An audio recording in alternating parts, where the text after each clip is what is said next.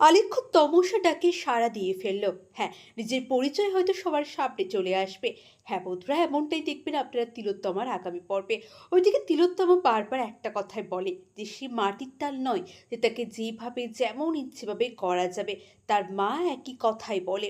ওইদিকে বাড়ির প্রত্যেকেরই একটা সন্দেহ জাগে যে তমসাটাকে। আলেখ্যও জিজ্ঞাসা করে, আচ্ছা তমসাটাকে? তখন তিলোত্তমা বলে, পরে ওসব কথা হবে, এখন থাক। বাড়ির প্রত্যেকটা মানুষেরই যেন তিলোত্তমাকে দেখে অজানা মনে হচ্ছিল।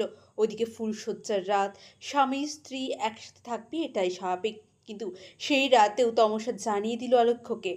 তমসা বাড়ির লোকেদেরকেও বলে দিল যে আমাদের পার্সোনাল ম্যাটারে কিন্তু আপনারা ঢোকার চেষ্টা করবেন না, আমাদের হাজব্যান্ড ওয়াইফের ম্যাটারে আপনারা আসবেন না।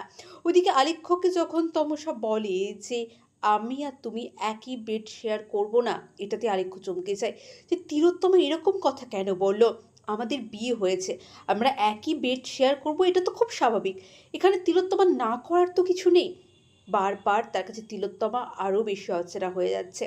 তাই তমসার কথা তার মাথায় এলো যে কে তিলোত্তমা? এই তিলোত্তমাকে আমি চিনি না। হয়তো এটাই প্রমাণিত হবে পরে যে আলেখ্য ছেলেটা ভালো। এখন পর্যন্ত দেখে যতটা মনে হচ্ছে আলেখ্য খারাপ বা আলেখ্য কোনো কিছুর সাথে যুক্ত বলেই মনে হচ্ছে না।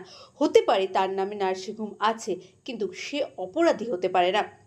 আপনাদের কী মনে হয় কমেন্ট করে জানান। আর ওইদিকে তমসা বলে ডাকাতে তিলোত্তমা কিন্তু সাড়া দিল, কারণ তার আসল নাম তমসা।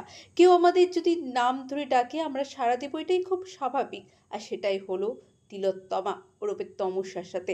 হ্যাঁ বন্ধুরা, তিলোত্তমার আগামী পর্বে আপনারা এমনটাই দেখবেন। তিলোত্তমা সিরিয়ালটা কেমন লাগছে কমেন্ট করে জানান।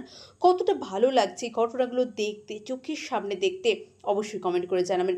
সকলে খুব ভালো থাকবেন, চ্যানেলটা সাবস্ক্রাইব করবেন। আর তিলোত্তমা সিরিয়ালটা যদি আমি এবার থেকে বানাই, আপনারা কতজন দেখতে ভালো লাগবে সেটা কমেন্ট করে অবশ্যই জানাবেন। অনেক ধন্যবাদ সকলকে।